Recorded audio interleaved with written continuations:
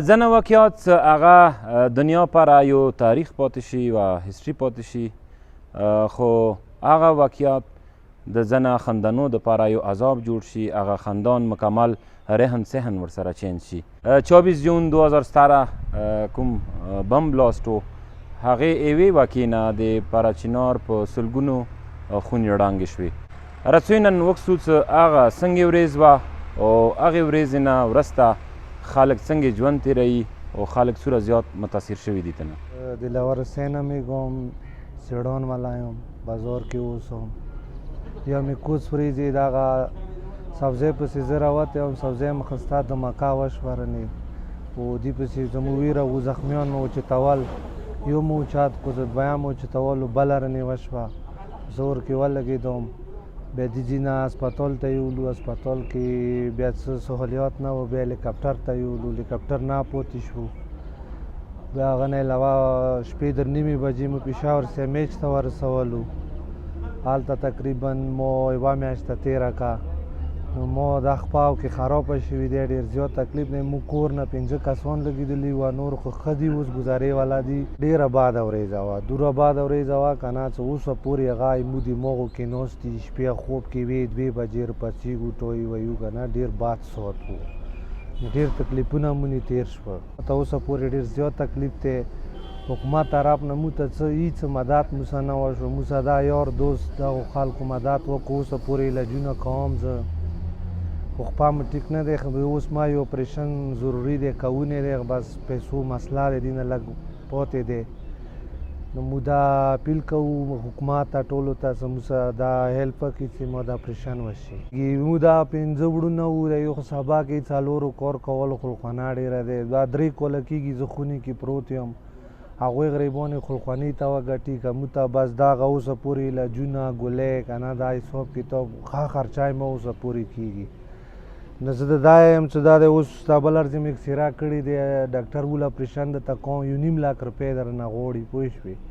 نو اوس دا اپریشن کوونی دی. نو موږ دا یو چې دا هر څه وي چې موږ ته وشي چې بس په خپلو خپو ودرو، په خپل کاروبار شو. مات کومې وعدې کړې وې، ما صرف ماوال دغه ټولو ته پاتې دی چې ماوال 15 لاکه روپۍ میلو دي، بیا موږ ته حکومت نه یو سرنج نه دی میلو شوی.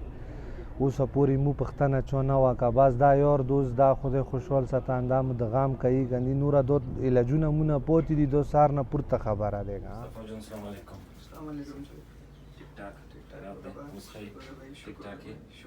السلام علیکم مرګلو، زه سید مصطفی خبرې کوم. نن نه تقریبا 3 کاله مخکې زه یو ملکوت ورځې توري مارکیټ بم بلاست کې زخمی شوی وم، او هغه نه بعد بیا زه پوه نه شولم کوم ټایم نه زخمی شولم. ما خپله مزدورۍ کوله، سبزي فروټ دکان کې ما کار کولو، او بس زه چې کله زخمی شولم ما ته پته نه ولګېده، زه بېهوش شولم.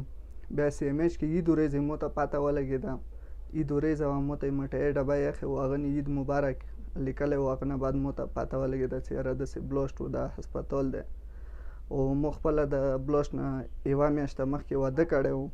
وایي مو یو ضعیف پلار دی، هغه تقریبا 65-70 سال عمر دی، او مو خونې بل څه سهاره نشته. 2 وړونه مو دي، هغه مو نه واړه دي، سټوډنټ دي، سبق یې، او مزدورۍ خونې سهاره څه کوم هغه صرف زه وم.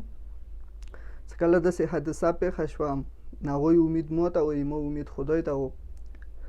هغه نه بعد بیا زه چې کله زخمی شولم او ما ټایم نه ما علاج سی ایم ایچ کې وشو، هغه نه بعد چې زه سی ایم ایچ نه ډسچارج شولم، بیا یې ما پوښتنه چا نه دی کړې. داسې عام خلکو کړي دی، داسې ښه خلک مشرق کې شته چې هغوی ما سره خپل ځای کې همدردي کړې ده، خو ګورنمنټ سایډه چا بیا یې ما پوښتنه نه دی کړې. والا به یې انسان خو صرف افسوس کولی شي، ویلې چې موږ خپله هغه نه مخکې کوم لایف و، هغه کې هېڅ مسل ته رکاوټ نه و، څه مسله نه وه، ویلې چې بس موږ خپل کاروبار کولو، کم یا زیات، او شپې به خونې ته راتللو، مغم به خوړل. اوس چې دوباره کوم لایف دی، دا یې محتاجه زندگی دی. ما زړه خو دا غواړي بی چې زه دا منم چې مکمل که مو مشکلات نه حل کېږي، لکه ما سره لږ هیلپ خلک وکړي، کومې مو نورمل زندگی دی هغه څه پټۍ مټۍ خرچه وغیره یې خوني دا وشي، یعنې زه به دوی خلکو ډېره شکریه ادا کوم. او مخکې ما ادا کړي دی، مخکې هغه خلکو ما سره هیلپ کړی دی اپریشن کې، هسپتال کې وغیره، او اوس څه هم ما سره څوک هیلپ وکړي نو زه به هغوی د زړه ګهرایۍ نه شکریه ادا کوم. جاوید یقیناً هغه ډېر غمجن وخت و او ډېر بد وخت و او ډېر ټینشن وخت و، بالکل مزغو کار نه کولو، صحت کار نه کولو، مو ته حوصلې اجازات نه راکولو. بالکل زه هم تا وې چې کله اول د مکه وشوه پریس کلب کې ناست وو، موږ کله ووتو ځای ته مو ځان رسولو، نو دلته هغه ځوانان چې هغوی موږ ته هغه مخې کې راوړل، هغه چوکې پټوانو کې چولی وو، چوکې مټو کې نیولي وو، چوکې خپو لسو کې نیولي وو. یقیناً چې هغه منظر کوم دی که نه هغه زه پیش کوی نه شم، ویلې چې ځنه داسې خلک وي چې هغه برداشت ډېر کم وي، ویلې چې هغه کې یو داسې ښکلي ځوانان مړه شول چې هغه د نه هېرولو والا دي، بلکې هغه هر وخت زړه کې ژوندي دي، هغه هر وخت د موږ سترګو مخکې دي. یقیناً کله بیا موږ تاسو ورسېدو هغه دویمه دمکه څه وشوه، هغې څه بیا کوم هغه رضاکار، هغه همدرد خلک، هغه دلسوز خلک چې هغوی زړه کې ایوه قومي جذبه وه چې هغوی اپنی مدد آپ کے تحت، چونکہ تاسې لیدل چې حکومت نه و، پولیس نه و، هیڅ قسم ته ایمبولینس نه وي، هیڅوک نه و، خلکو خپل اپنی مدد آپ کے تحت خپل ځوانان، خپل شهدا، خپل زخمیان هغه اوچتول. ندي ډول کې ایوه ناترسه بامي چاودنه ایوه بله هم وشوه چې هغه کې هغه ښکلي ښکلي ځوانان چې هغه قومي جذبې نه سرشار وو، د هغوی قومي جذبه وه. زه مزید نور دی ډیټیل کې تللی هم نشم چې هغوی هم د ایمو هغې ناترسې بمي چاودنې هغه ښکلي ځوانان امونه پناه کړل. یقیناً چې هغه وختونه دا خو پرېږده، دا دمکه پرېږده، مو تقریبا داسې اوته دمکې خپلو سترګو سره ولیدې چې هغه د نه هېرولو والا دي. خدای دې نه کړي چې مو ته دا شی حالات بیا جوړ شي، خدای دې نه کړي. حکومت ته سوال کوو چې هغوی دا لږ ایکټیو شي، هغوی دا لږ سیریس شي چې مو هغه ښکلي ځوانان چې هغه بیا داسې قیمتي خلک دغو بمي چاودنو نه بچ پاتې شي.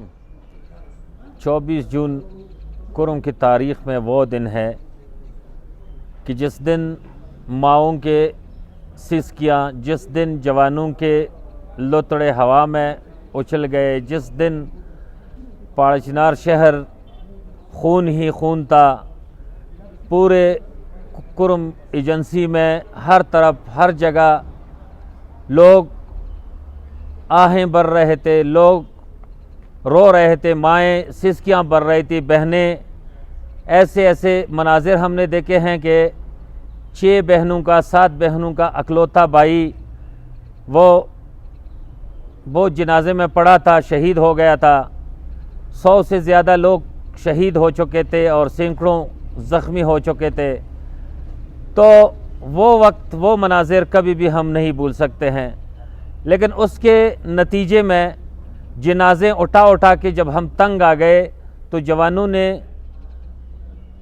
اس کے خلاف دھرنا دیا، اور وہ دھرنے کا اتنا استقامت سے بیٹھ گئے کہ 8 دن روزوں میں 8 دن ہم بیٹھ گئے. عید کی نماز بھی ہم نے دھرنے میں پڑھی.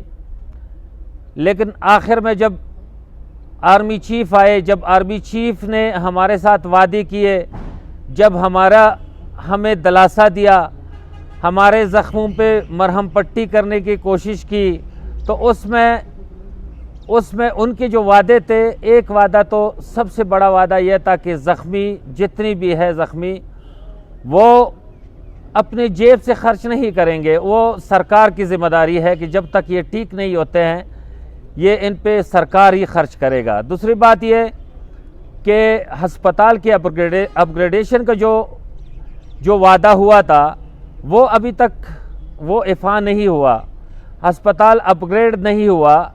اسی وجہ سے آج اگر بہت چھوٹا سا دھماکہ بھی ہوتا ہے تو اس کے لیے ہم پریشان ہوتے ہیں کہ ہسپتال کی وہ حالت نہیں ہے. وعدے تو بہت ہوئے تھے، وعدے تو بہت کیے گئے تھے، لیکن یہ 2 وعدے ایسے تھے کہ ایک زخمیوں کا مداوع، زخمیوں کی علاج، اور دوسرا ہسپتال اپگریڈیشن. یہ اگر 2 وعدے پورے ہو جاتے تو آج ہم سرگردان نہ ہوتے، در بدر نہ ہوتے. آج ہمارے مریضوں کا اور زخمیوں کا اور نادار لوگوں کا وقت پہ اپنے شہر کے اندر علاج ہوتا.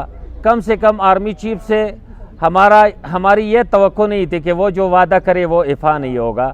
کم سے کم 3 سال بعد ہم یہ یہ کہتے ہیں، اس کو یاد دلاتے ہیں کہ کم سے کم آپ کی یہ 2 اہم وعدے جو تھے وہ پورے کریں۔